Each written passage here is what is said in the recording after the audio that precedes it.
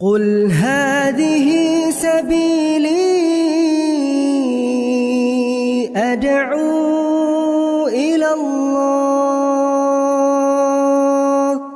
Assalamualaikum warahmatullahi wabarakatuh. Alhamdulillah, kita ketemu lagi di channel Pemberantas Kemaksiatan Kaum Muslimin. Dan seperti biasa, sebelum kita masuk ke pembahasan, kami ingatkan untuk kaum muslimin yang belum subscribe ke channel ini, silahkan subscribe untuk mendapatkan notifikasi ketika ada video-video yang terbaru yang kita upload di channel ini. Dan untuk yang sudah subscribe, kami ucapkan jazakumullahu khairan katsirah. Dan kaum muslimin, sebenarnya kami menahan-nahan untuk tidak membahas masalah ini kaum muslimin, masalah Husein Gaza, karena kami yakin kaum muslimin, ya, pembahasan-pembahasan yang seperti ini menimbulkan pro dan kontra di kalangan kaum muslimin, ya. Karena berdasarkan video-video yang beredar, ya, terlihat bahwa Husein Gaza ini berpihak kepada Palestina, ya. Akan tetapi di sisi lain, Husein Gaza ini memfitnah negeri Arab Saudi yang notabene itu adalah saudara muslim yang sebenarnya sudah peduli dengan Palestina, akan tetapi difitnah dengan fitnah-fitnah yang keji, ya, yang kemudian ada pihak-pihak yang kemudian berargumentasi berdasarkan data dan fakta yang menunjukkan bahwa Husein Gaza ini identik dengan orang-orang Syiah, ya. Karena kita tahu peperangan antara Palestina dan Israel yaitu tidak lepas dari tangan-tangan orang-orang Syiah, ya. Bahkan itu diindikasi sebagai, ya, sandiwara permainan orang-orang Syiah, ya, orang-orang Syiah dan orang-orang Yahudi Israel kaum muslimin. Akan tetapi ada sebagian kaum muslimin yang tidak paham dengan hal-hal yang seperti itu, ya. Yang mereka tahu bahwa Husein Gaza ini, ya, membantu rakyat Palestina dengan menggalang donasi dan sebagainya, ya. Padahal kalau kita lihat track record dari Husein Gaza ini, ya, Husein Gaza ini ketika ada dedengkot Syiah yang mati, ya, Husein Gaza ini hadir di pemakaman dedengkot Syiah tersebut kaum muslimin, ya. Sehingga ada pihak-pihak yang kemudian berargumentasi, ya, mengatakan bahwa ini ada indikasi Husein Gaza ini adalah orang-orang yang pro dengan Syiah. Hanya secara zohir Husein Gaza ini berpihak kepada orang-orang Palestina, ya. Sementara kaum muslimin juga tahu bahwa orang-orang Syiah itu memang memiliki akidah taqiyah. Nggak mungkin terang-terangan dia membela orang-orang Yahudi, ya, membela orang-orang Syiah. Akan tetapi dari track record dari Husein Gaza ini, ya, memang ada indikasi-indikasi yang menunjukkan bahwa Husein Gaza ini pro dengan orang-orang Syiah. Dan kami yakin kaum muslimin, ya, pembahasan-pembahasan yang seperti itu pasti menimbulkan pro dan kontra di kalangan kaum muslimin, dan sangat disayangkan, ya, pihak-pihak yang pro dan kontra itu tidak sedikit yang sebenarnya mereka juga tidak mengetahui, ya, secara data dan fakta yang ada di lapangan kaum muslimin, ya. Makanya kami sebenarnya menahan-nahan untuk tidak membahas permasalahan ini, ya.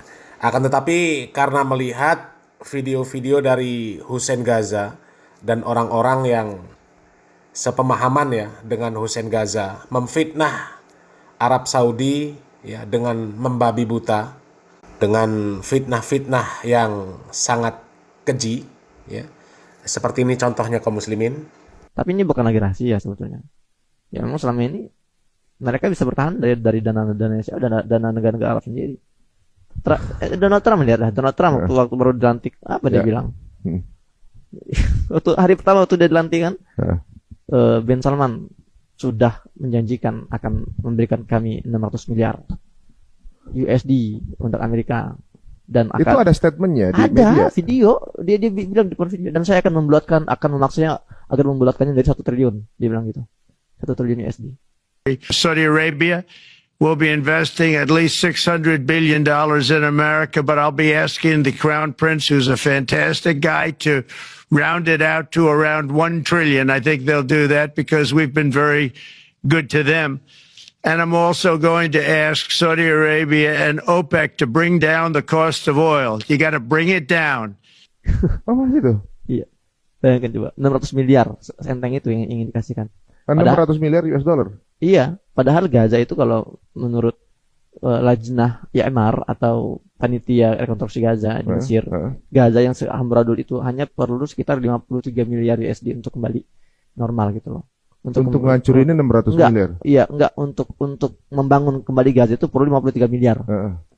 Berapa yang diberikan Bin Salman ke Amerika? 600 miliar. Kenapa enggak ke Gaza itu untuk membangun kembali Gaza? Harusnya selesai itu. Ya, selesai. Ya, artinya dukungan negara Arab kepada penjajah itu enggak berarti harus dukungan langsung, ya. Melalui jalur-jalur luar itu kan juga kantongnya kan ujung-ujungnya situ juga. Kadang kita semua sepakat teman-teman. Saya sudah sering bilang bahwa Israel ini bukan sebuah negara, yang hidup tumbuh secara nature ya. Indonesia itu natural. Sudah ada marganya, sudah ada masyarakat, sudah ada komposisi negaranya, tinggal mereka merdeka. Kalau Israel kan enggak. Israel ini kalau menurut Profesor Dr. Abdul Fattah Waisi, masyru' istimari gharbi. Israel ini adalah proyek kolonial barat. Jadi negara barat mereka patungan, ayo kita bergabung, taruh satu benda asing di situ dan kita backup habis-habisan.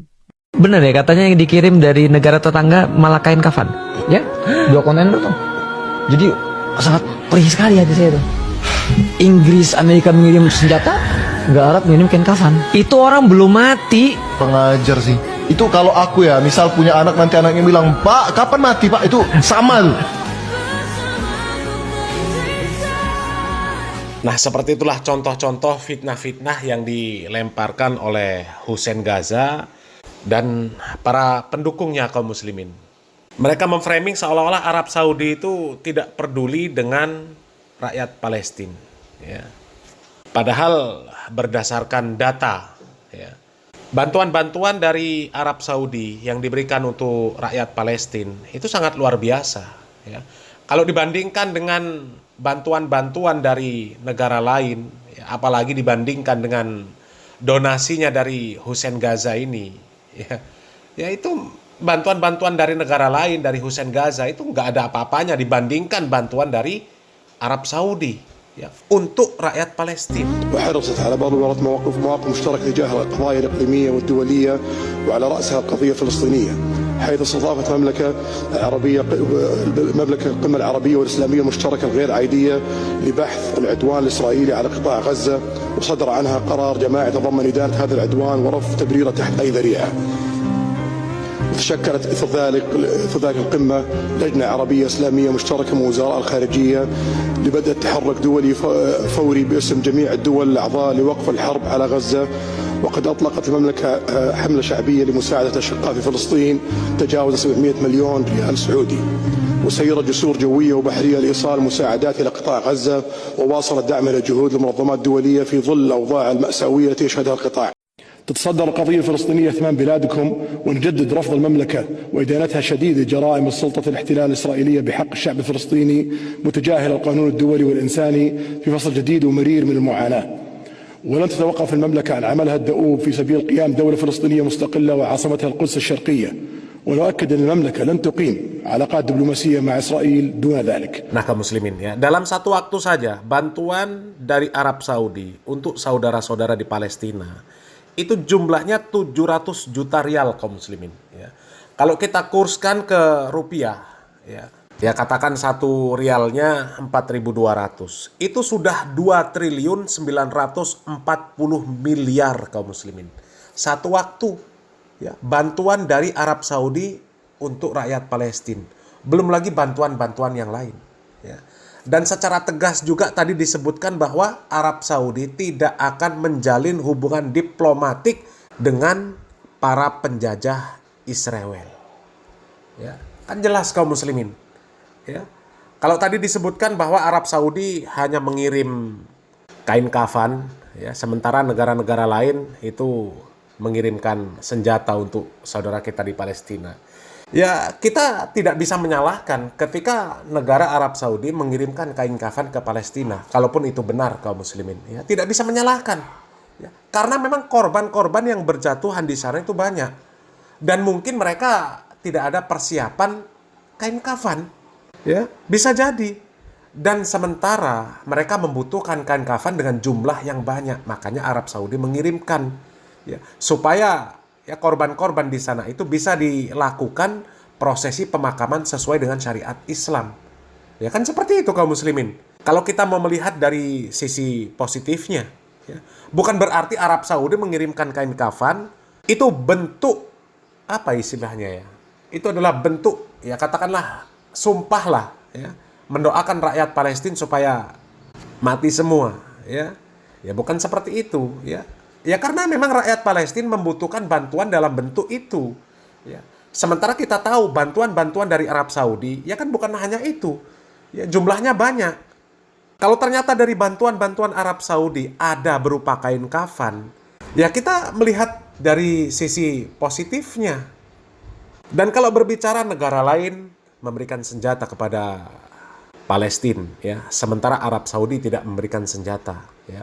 Nah, masalah itu wallahu a'lam bishawab kaum muslimin ya. Tapi yang jelas ada satu video ya di mana dijelaskan di sana bahwa senjata-senjata yang dimiliki oleh pihak Palestina ya, itu tidak sebanding dengan senjata-senjata yang dimiliki oleh orang-orang Yahudi Israel. Ya. Artinya memang mereka diberikan senjata yang tidak mampu untuk melawan senjata-senjata yang dimiliki oleh orang-orang Israel. Ya. Dan memang bisa jadi itu disetting sedemikian rupa ya, sehingga rakyat Palestina memang benar-benar tidak bisa memberikan perlawanan terhadap penjajahan Israel ya. Coba kita lihat video ini kaum muslimin. Seberapa kelam sih yang dialami oleh saudara-saudara kita, warga Palestina yang ada di Suriah. Saya ada di Kamp Yarmuk, tempat ini dihancurkan oleh pasukan gabungan antara Bashar al-Assad dan Garda Revolusi Iran, dan tentu juga tak lupa Hizbullah. Yang cerita dengan saya tentu bukan dari media, saya ada di lokasinya langsung.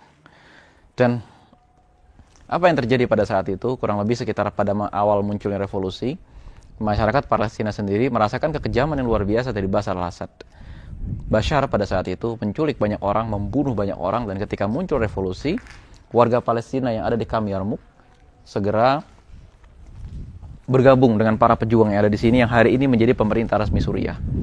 Lalu mereka bertempur dengan peralatan seadanya untuk mencari kemerdekaan dan mereka ingin menumbangkan presiden mereka. Tapi apa yang terjadi? Bashar al-Assad yang sedikit lagi tumbang pada saat itu ternyata malah mengundang kekuatan asing. Pertama, Garda Revolusi Iran, yang kedua, Hizbullah. Saat itu sebetulnya pertempuran masih imbang. Hizbullah dengan senjata-senjata besarnya, Iran juga dengan senjata-senjata besarnya masih bisa dihadapi. Akan tetapi muncul kekuatan keempat, yaitu Rusia, yang dengan senjata-senjata besarnya pada saat itu menghabisi kurang lebih sekitar, menurut masyarakat setempat, sebetulnya jutaan orang. Akan tetapi menurut data yang disepakati oleh dunia internasional, sekitar 500.000 orang. Dan di Kamp Yarmuk ini sendiri, mungkin 50 sampai 70.000 orang yang syahid. Dibunuh oleh Bashar al-Assad, dibunuh oleh Hizbullah, dan dibunuh oleh Garda Revolusi Iran. Alangkah bijaknya kalau kita mungkin tidak lagi memperdebatkan soal Sunni dengan Syiah, kita harus menjaga negara kita dengan baik. Akan tetapi, teman-teman sekalian, dapatkah kita menyembunyikan ini semua? Jawabannya tergantung kepada teman-teman sekalian. Dan apa yang bisa kita lakukan hari ini? Oke, yang pertama, it is okay, benar bahwa Hizbullah membantu masyarakat di Palestina yang ada di Gaza. It is okay. Tapi bukan berarti kita bisa mengabaikan kejahatan perang yang mereka lakukan di tempat ini. Saya tidak pernah ingin membawa perdebatan antara Sunni dengan Syiah. Teman-teman yang Syiah sudah firm dengan konstruk keilmuannya masing-masing. Teman-teman Sunni sudah firm dengan konstruk keilmuannya masing-masing. Gak usah berdebat karena gak akan ketemu. Sudah sekitar 1.300 tahun perdebatan Sunni dengan Syiah terjadi, tapi tidak pernah menghasilkan satu keputusan yang jelas. Ya sudah, biarkan saja. Yang penting sekarang dalam konteks kemerdekaan masyarakat Suriah dan konteks bagaimana kita memandang Palestina, kita harus bijak. Saya memilih untuk memberitakan saja apa yang terjadi di Lebanon dengan netral saja, tanpa kemudian mengait-ngaitkan dengan apa yang terjadi di Suriah. Akan tetapi, saya tidak akan pernah melupakan apa yang mereka lakukan kepada kaum muslimin yang ada di Suriah. Lihat deh, bekas-bekas senjata ini bukan senjata biasa, teman-teman sekalian, ini senjata-senjata berat. Dan kalau teman-teman lihat di sebelah sana, kira-kira senjata macam apa yang bisa menyebabkan hampir satu jalan ini jebol semua.